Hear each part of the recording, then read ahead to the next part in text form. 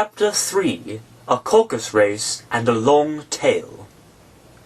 They were indeed a queer-looking party that assembled on the bank.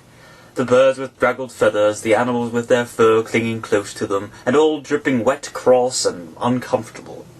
The first question, of course, was how to get dry again. They had a consultation about this, and after a few minutes it seemed quite natural to Alice to find herself talking familiarly with them, as if she had known them all her life. Indeed, she had quite a long argument with the lorry, who at last turned sulky and would only say, "I'm older than you and must know better." And this Alice would not allow without knowing how old it was, and as the lorry positively refused to tell its age, there was no more to be said. At last the mouse, who seemed to be a person of some authority among them, called out, "Sit down, all of you, and listen to me. I'll soon make you dry enough." They all sat down at once in a large ring with the mouse in the middle. Alice kept her eyes anxiously fixed on it, for she felt sure she would catch a bad cold if she did not get dry very soon. Said the mouse with an important air. "Are you all ready? This is the driest thing I know. Silence all round, if you please. William the Conqueror, whose cause was favoured by the Pope, was soon submitted to by the English, the wintered leaders, and had been of late much accustomed to usurpation and conquest. Edward and Mercia, the Earls of Mercia and Northumbria." "Oh," said the lorry with a shiver. "I beg your pardon," said the mouse, frowning but very politely. "Did you speak?" "Not I." "I thought you did.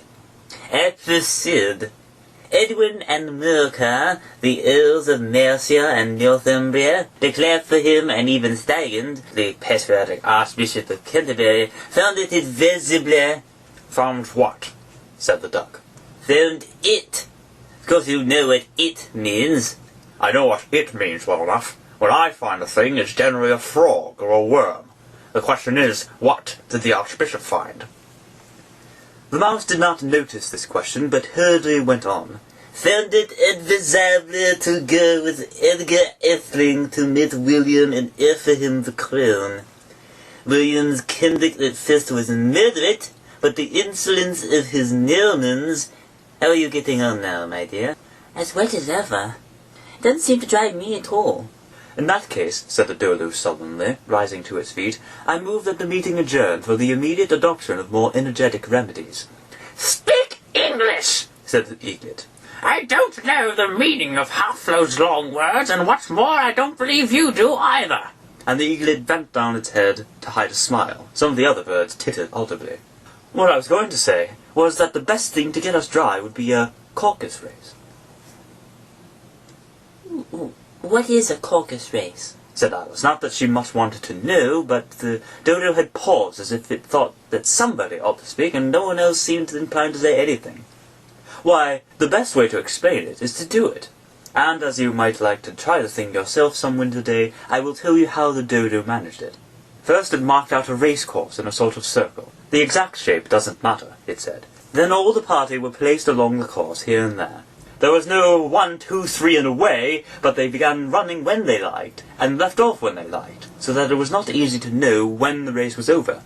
However, when they had been running half an hour or so, and were quite dry again, the Dodo suddenly called out, 'The race is over!'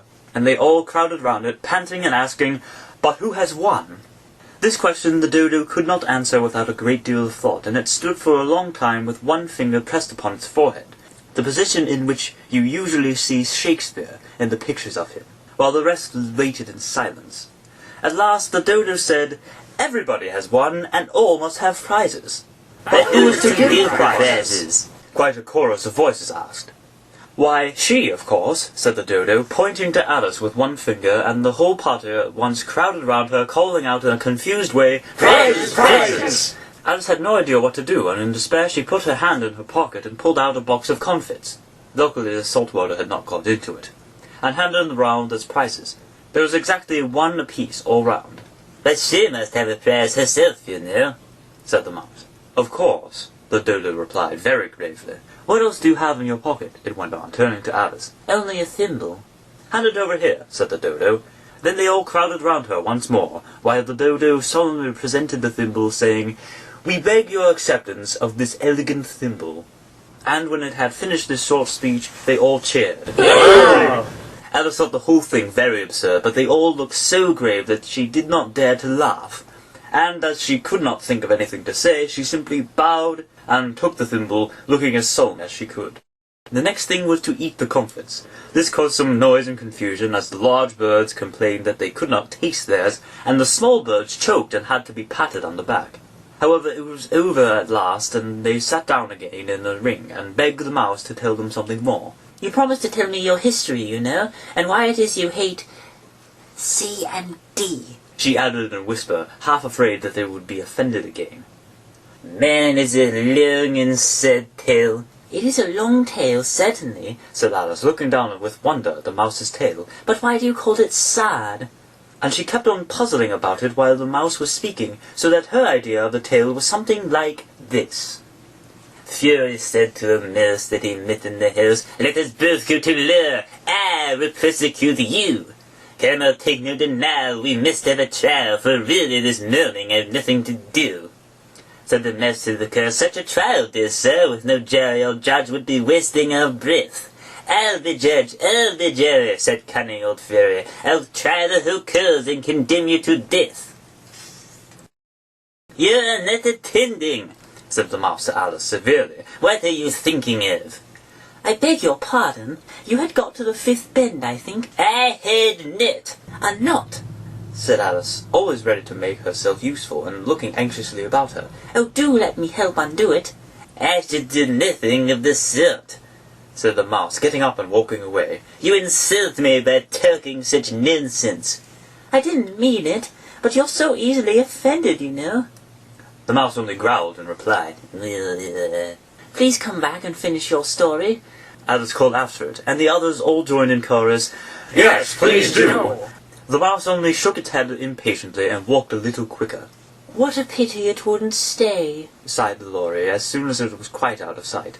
And an old crab took the opportunity of saying to her daughter, "Ah, my dear, let this be a lesson to you, never to lose your temper."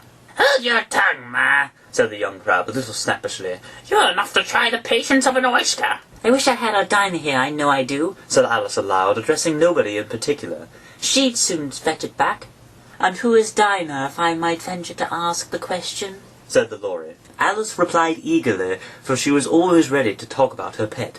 Dinah's our cat, and she's such a capital one for catching mice you can't think.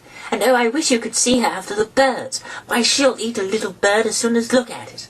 This speech caused a remarkable sensation among the party. Some of the birds hurried off at once. One old magpie began wrapping itself up very carefully, remarking, "I really must be getting home. The night air doesn't suit my throat." And a canary called out in a trembling voice to its children, "Come away, my dears. It's high time you're all in bed." On various pretexts they all moved off, and Alice was soon left alone.